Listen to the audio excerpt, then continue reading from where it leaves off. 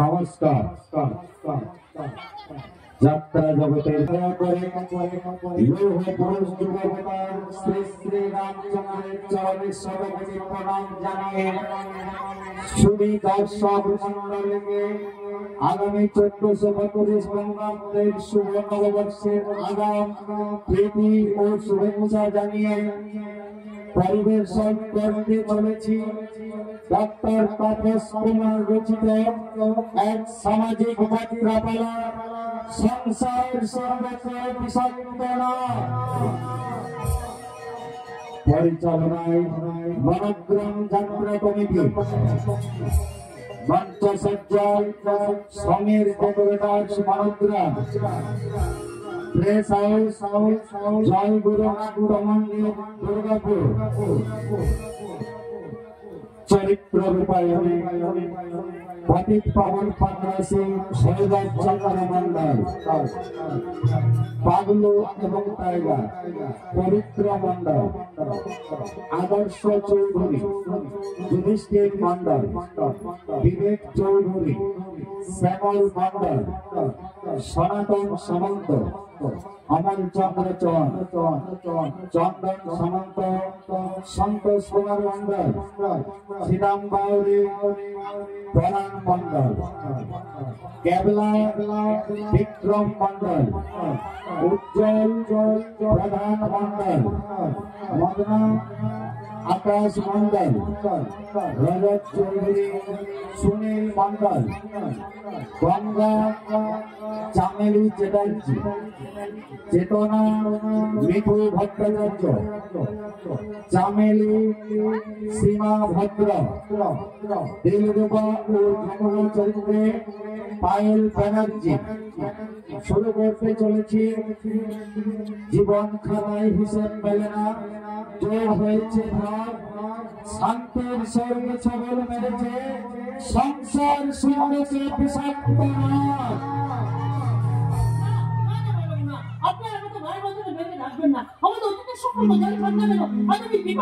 আমার স্বামী আছে,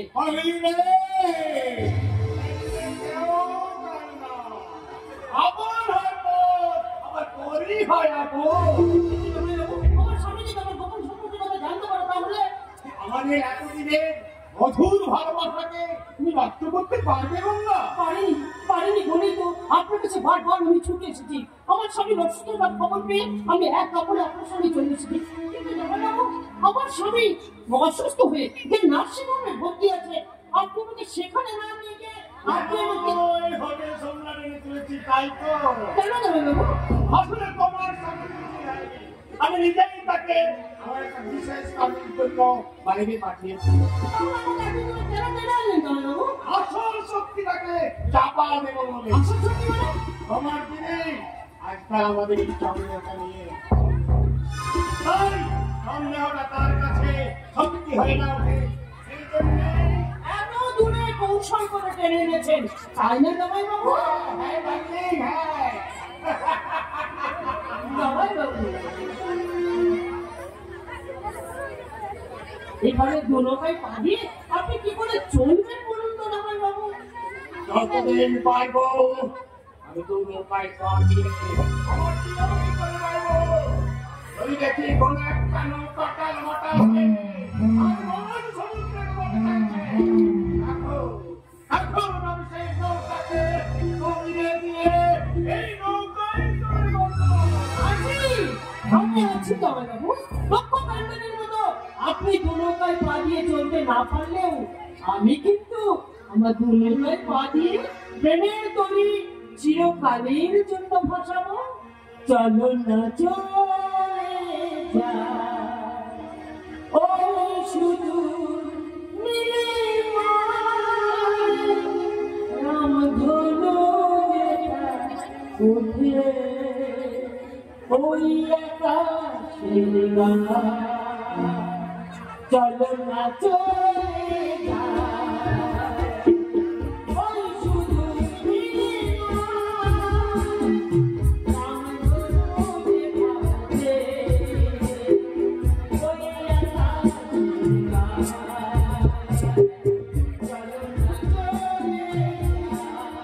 চলে যায়।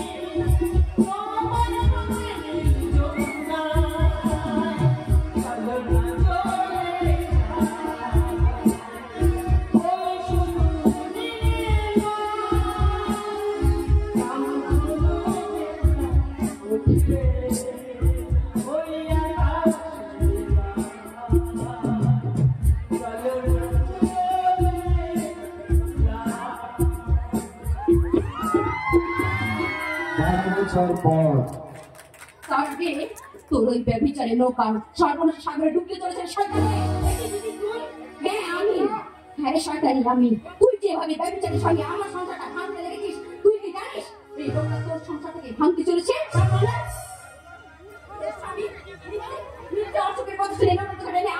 আসলে এই লোকটা তোর স্বামীকে মৃত্যুর পথে ফেলে দিয়েছে। না, মিথ্যে কথা নয়, তোমার সব প্রকৃতির কথা আমি জানতে পেরে গেছি। তোর স্বামীকে মুম্বাই বিজনেস বামানা করে নিয়ে গেল, তোর স্বামী কিন্তু মুম্বাই পৌঁছতে পারবে না, কারণ তোর স্বামীর অজন যে ট্রেনের কামরায় আছে সেই কামরায় ফিট করে রেখেছে শয়তানের টাইম বোম। তাই বলছি আর দেরি না, চল না এসে ছুটির আশা ছেড়ে দিই, চল না আমরা পুলিশের কাছে যাই। পুলিশের কাছে গেলে হয়তো খুব শীঘ্র গান করে যেতে পারি, তাহলে তোর অজনের জীবনটা বেঁচে যেতে পারে। চল তোমাকে মিথ্যে করে ওরা বিপদ ফেলতে চাইছে। গঙ্গার বিপদ নয়, পতিত পাবন পাকরাশি বিপদ হবে তোমার। কোনটা ফাটলেও বিপদ আর না ফাটলেও বিপদ। চলে আয় গঙ্গা। আমার নাম তোমরা যাবে না বলছি, কোথাও যাবে না।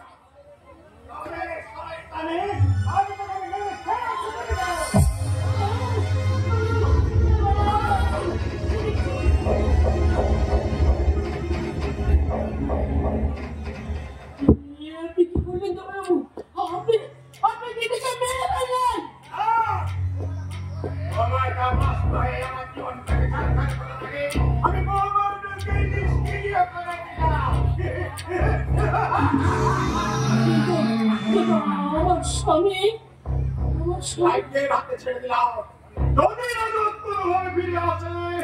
তাহলে তুমি তা, আর যদি না ফিরে আসে তাহলে তুমি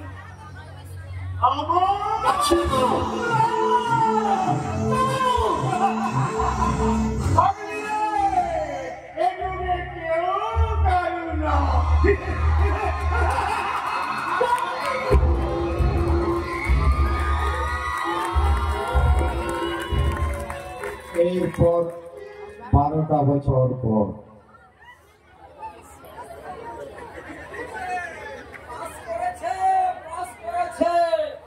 আমার বোন উচ্চ মাধ্যমিক পরীক্ষায় একেবারে ফার্স্ট ডিভিশনে পাস করেছে। আমি সালা 4 ক্লাস কারণ সে কিনা কলেজে গিয়ে কলম ভেঙে ফেলে, তার বোন কিনা উচ্চ মাধ্যমিক পরীক্ষায় একেবারে। কি হলো বড়দা, তুমি কাছে না গিয়ে বাড়ি ফিরে এলে কেন? এমন আনন্দের দিনে কারো কি কাজে যেতে মন চাই রে হতভাগী? আনন্দ দিন মানে? আজকে তোর পরীক্ষার রেজাল্ট বেরিয়েছে রে। রেজাল্ট? হ্যাঁ রে, কাজে যেতে যেতে শুনলাম পাড়ার সবাই বলাবলি করছে সনাতন সামন্তর বোন নাকি উচ্চ মাধ্যমিক পরীক্ষায় একেবারে ফার্স্ট ডিভিশনে পাস করেছে। সত্যি? তাই তো খবরটা শুনেই আমি আনন্দে আত্মহারা হয়ে ছুটতে ছুটতে এলাম তোকে খবরটা জানাতে। সবই তোমার আশীর্বাদ। থাক বোন থাক, তোমার আশীর্বাদ না পেলে আমি কোনোদিন ভালো রেজাল্ট করতে পারতাম না বড়দা। আমার আশীর্বাদ নয় রে বোন, এটা তোর অক্লান্ত পরিশ্রমের ফল।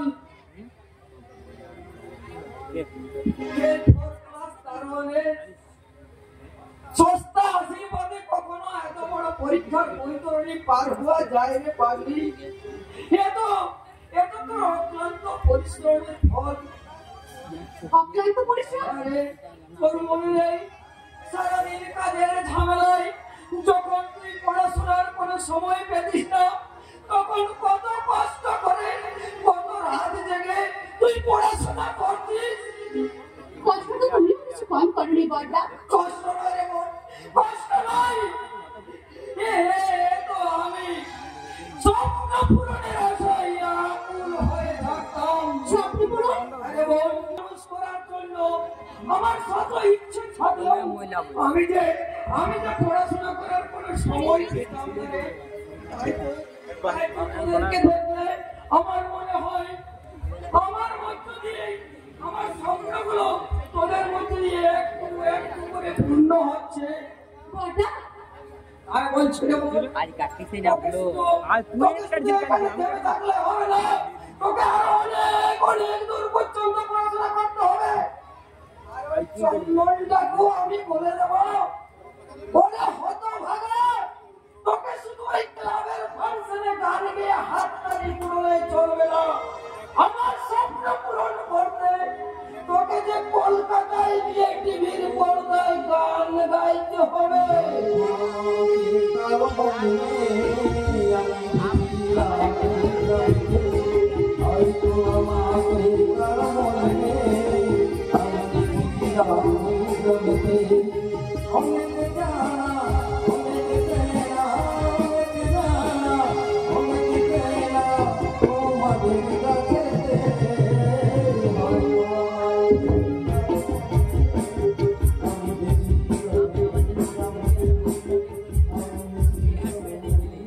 দাদা দাদা দাদা দাদা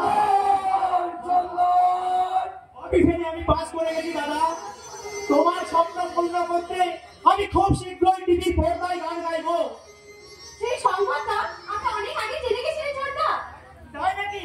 হ্যাঁ রে ছোটদা, সেই সঙ্গে তোকে আরেকটা আনন্দের সংবাদ আমি শোনাবো। কি সংবাদ? আমি উচ্চ মাধ্যমিক পরীক্ষায় ফার্স্ট ডিভিশনে পাস করে গেছি। সত্যি বলছিস? হ্যাঁ রে ছোটদা, সত্যি সত্যি সত্যি। ফোর ক্লাস তরুণ সনাতন সামন্ত, জীবনের পরীক্ষায় বিধাতা তোমায় বারে বারে ফেল করিয়ে দিল।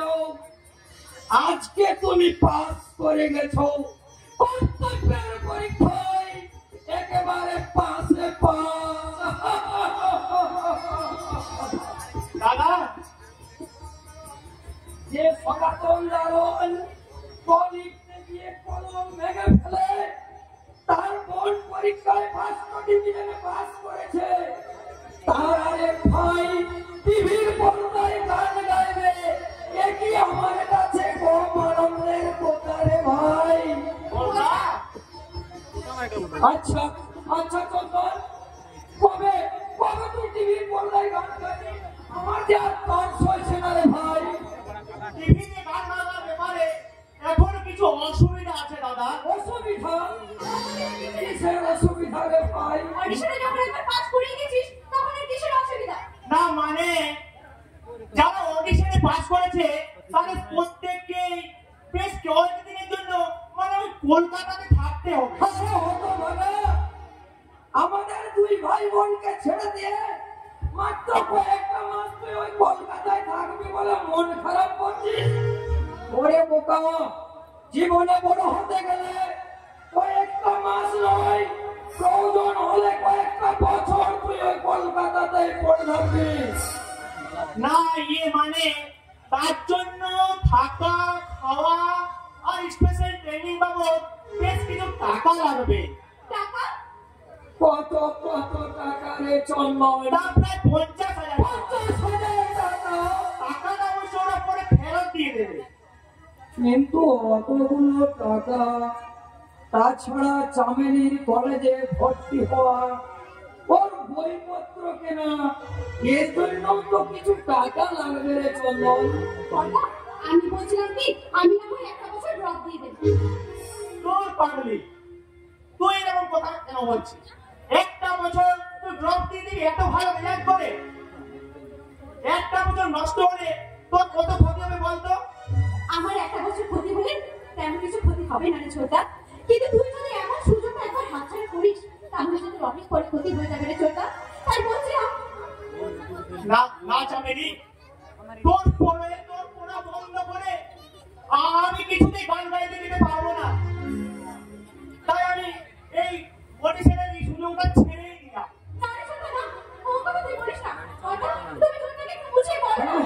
তাই আমিও বলছিলাম রে চন্দন, না দাদা, এরপর তুমি আর কোনো কথা বলবে না। নিশ্চয় বলবো। আমি তোদের বড় দাদা, প্রতিবার শেষ কথাটা আমি বলে এসেছি আর আজও বলছি। এই দাদা, আজ তুমি আমাকে কোনো কথা বলবে না। পটপটের টাকি সাজাতে গিয়ে বারে বারে আমি তোমাকে নিঃশ্বাস দেব না। তাই আজ আমি চললাম ওই অডিশন থেকে নামটা করে নিতে।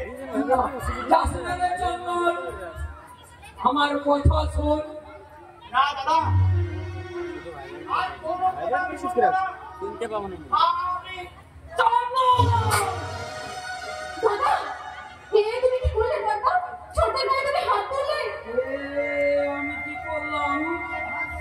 সত্যি তো আমি চন্দনকে মারলাম। যে হাত দিয়ে এতদিন আমি ওকে এত আদর করে এসেছি, সেই হাত দিয়ে আমি ওকে না না আমি যে মহা ভুল করেছি।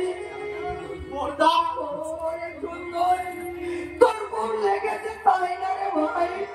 লাগবেই তো। আমার এই সব হাত পাখি তোকে যে নির্মম ভাবে আমি চড় মেরেছি, তুইও আমায় মার চন্দন। এই দু হাত দিয়ে তুই আমায় যত খুশি মার।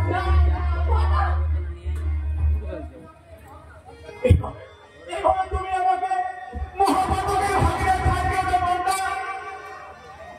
তোমার গায়ে হাত তোলা মানে আমার যেন মৃত্যু হয় দাদা, আমার যেন মৃত্যু হয়। এ কথা বলিস না। তোদের দুটি ভাই বোনের দিকে তাকিয়ে যে আমি বেঁচে আছি রে ভাই। তাই তো তোদেরকে করতে দেখলে আমি যে অনেক আনন্দ পাই। তাই তো বলছি চন্দন, তুই দূরদর্শনে গান গাইতে ওই কলকাতাতে যা। কিন্তু এত টাকা তুমি কোথায় পাবে বলদা? তাছাড়া চামেলির পুরো বন্ধ করে। কে বলেছে তোকে যে চামেলির পড়া বন্ধ থাকবে? কিন্তু বাচ্চার তো অনেকগুলো টাকার প্রয়োজন দাদা। আরে সে কথা তোরা ভাবছিস কেন? আমি তো তোদের বড় দাদা। আমি যেখান থেকে পারি, যেমন করে পারি, ঠিক আমি সমস্ত টাকা জোগাড় করবো। বলদা, হ্যাঁ, নির্দিষ্ট সময়ে চামেলি কলেজে ভর্তি হবে। আর চন্দ্র নির্দিষ্ট দিনে টিভির পর্দায় গান গাইবে। অপূর্ব। ভাই বোনের প্রতি আপনার গভীর ভালোবাসা দেখে আমি অবাক হয়ে ভাবছি, আজকের দিনেও পৃথিবীতে এমন দাদা আছেন যিনি ভাই বোনের সুখ আর শান্তির জন্য নিজের সর্বস্ব ফিরে দিতে পারেন।